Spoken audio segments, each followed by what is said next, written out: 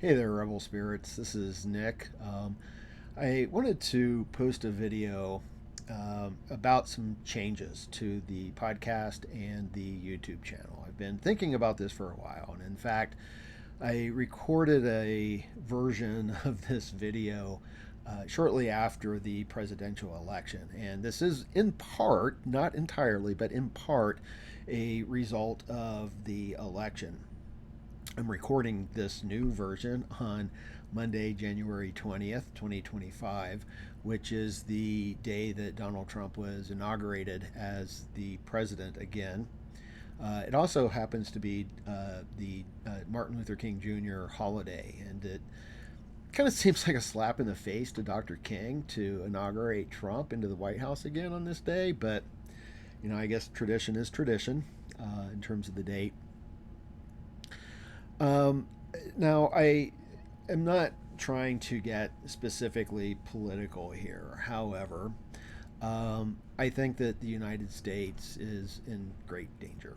And I do not believe that Donald Trump should have been allowed to go back into the White House. I don't think that he should have been in there in the first time, although I do understand why he got elected the first time. People have been frustrated with our government for a long while, and he was a Molotov cocktail into the halls of power. So I get it. I do. But given what happened during his first term and what has happened in between, I personally don't understand why anyone would vote for the man. He should not be in power. And this is a grave situation again for our republic. So, I'm not going to start releasing a bunch of political videos. That's not the goal here, but the goal is to lean into that rebel spirit more. I will still interview authors, activists, artists, but I'm going to be a little bit more selective. There are some topics that I've covered in the past that I probably won't be covering in the future, just so that I can focus more on what I think is of utmost importance right now, and that is trying to salvage the republic if it can be salvaged. But we also have other things that are going on. So, for example, I believe that Trump has already removed the U.S. from the Paris Agreement, and this is insanity. It's absolute insanity. And one of the goals that I had for the podcast and the YouTube channel is to focus on the human relationship to the environment because I think it's a spiritual relationship. So I am going to be producing more along those lines. Um, I also want to do some videos on religious issues. So, for example, the Project 2025, Christian nationalism, the move that's been around for a long time, but now has a serious push again of teaching religion in public education. Um, uh, I want to create some videos. I'm going to create some videos that addresses some of these issues. I feel that that's important, and if I can, I will begin interviewing some people about these things as well. Um, the other thing that occurs to me is that during the previous Trump administration, he lied, what was it, like 34,000 times? I don't expect that to change. What I expect to change is that there will likely be less pushback this time around. He lied from the day that he lost the election about losing the election to now. I mean, he's still lying to us. There's this, we're in the cave, we're in the shadows of lies and misinformation, and much of that is intentional.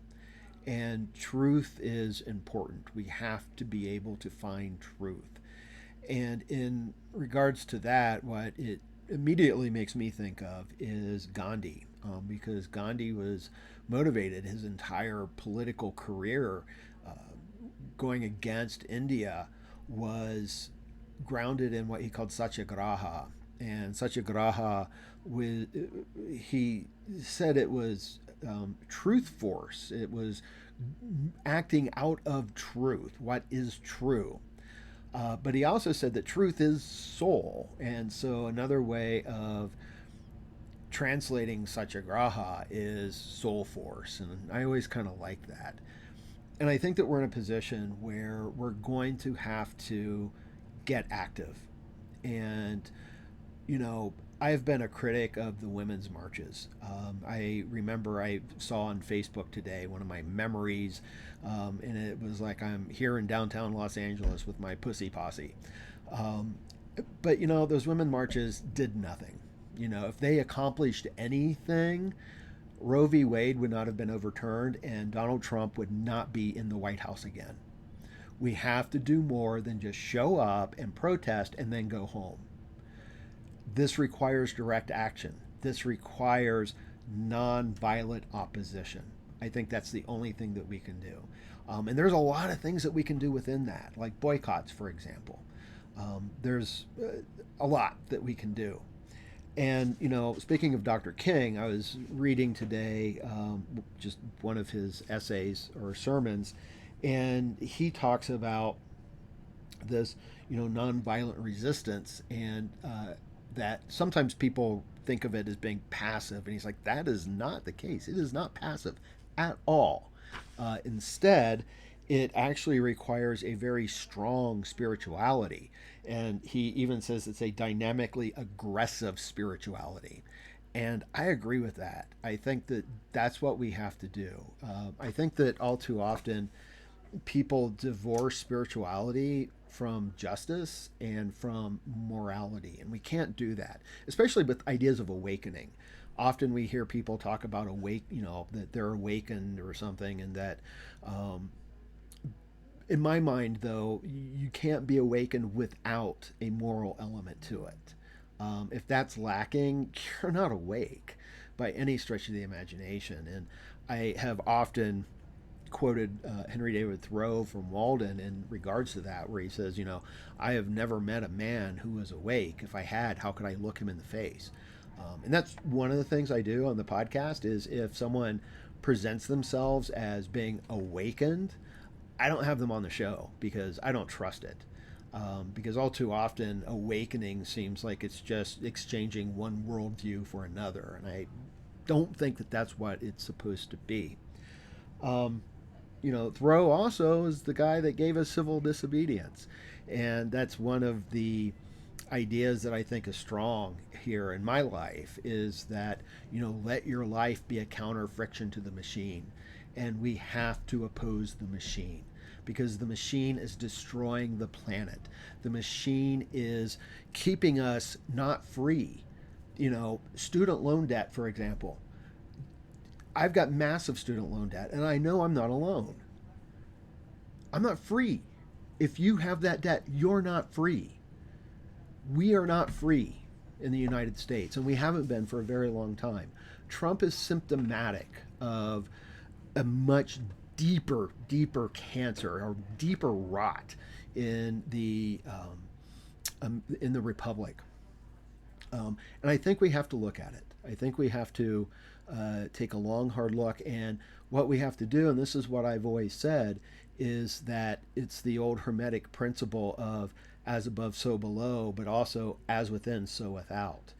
And everything that we're seeing today in terms of our political systems and the environmental situation and anything else is a reflection of something profoundly wrong with the human. We need to fix ourselves. We need to heal. Now, I know that some people will say that spirituality should not be part of this, even though people like Gandhi, who came out of the Hindu tradition, was deeply influenced by the Bhagavad Gita. Dr. King was a Christian, very deeply moved by Jesus in the New Testament. When we can look at religion, historically speaking, so for example, the Hebrew Bible, the Old Testament, the background of that is almost entirely against these systems of domination and oppression. You know, Assyria, Babylon, Persia, Egypt, Greece, Rome. The whole backdrop is about systems of oppression and fighting those systems of oppression, trying to create a system that is just and fair, right? Even when we look at Jesus, again, the background there is Rome, but his primary teachings were on social justice. It was about the poor and those who live on the fringes. There's this idea of sin, that he was hanging around with the sinners. And in Judaism at the time, there was this notion that sin was kind of connected to purity, that you were somehow impure. And Jesus challenged those. He's like, no, I'm going to break bread with all of them. And that's, really what is at issue here is who do you break bread with? And we need to start breaking bread with everyone. We need to start reaching out to MAGA and break bread with them. It's easy to hate on people, and I don't want to do that. And so I'll just say, MAGA is welcome here. I'm not going to tolerate any trolls, and I'm not going to engage in any debates about climate change. And if anyone is posting anything on the YouTube channel or any other the Rebel Spirit Radio social media sites that's hateful or ignorant, I'm just going to delete you. I'm not going to mess around. I don't have the time. I've got work to do. We all have work to do. I don't hate Trump. I've never hated Trump, and I've always made a point of saying I don't. And I know Trump supporters. My hometown, I think, was like 95% pro-Trump. And, I don't live there. I haven't lived there forever. I'm still friends with some people there. So, I don't hate them either. We have common cause, I think. I think the real enemy now is the oligarchy. It's the plutocracy. It's the billionaires. They've turned us against each other. And I think it's time to recognize that and fight what is the real fight. And it's not against each other, it's against them. It's against injustice. King also notes that privileged groups rarely give up their privileges without strong resistance. It is time to resist. It is time to resist all of this. And that's what I want to do is I want to be part of that and use this platform for a spiritual resistance if we can. And as I was saying, with the Hebrew Bible and Jesus, the background is social justice. That's pretty much the case in every religion. Muhammad wanted to create a religion that was grounded in the justice of God. And he worked hard for that. Now we can say that Islam lost its way, Christianity lost its way, Judaism has lost its way. All the religions have lost their ways, but they have something valuable. Spirituality itself has something of value to this moment, and that's what I want to explore. So I'm going to kind of leave it there because I might be rambling a little bit, but that's okay. I'm just going to release it as it is. I'll edit a few things. There was like pots and pans banging. But I do want to note that there will be some other changes. So, for example, my Patreon, I have as a perk a book club, but I don't have that many Patreon members yet. I do have some, but not as many as I would like for a book club. So I think that what I'm going to do is start doing another live stream. I have a live stream the second Saturday of every month, which is the Cocktail Apocalypse, which I do with Stephanie Boudet and Jeremy Anderson. We're going to continue with that. But on one of the other Saturdays, I think I'm going to, for a little bit, do a version of the book club just to kind of whet people's appetite. And I believe that I will start with the Upanishads. And so we'll kind of go through the Upanishads. We'll spend an hour. Can't get through all of them, obviously, all in one sitting. But, once a month, we'll get together and do a little bit of reading.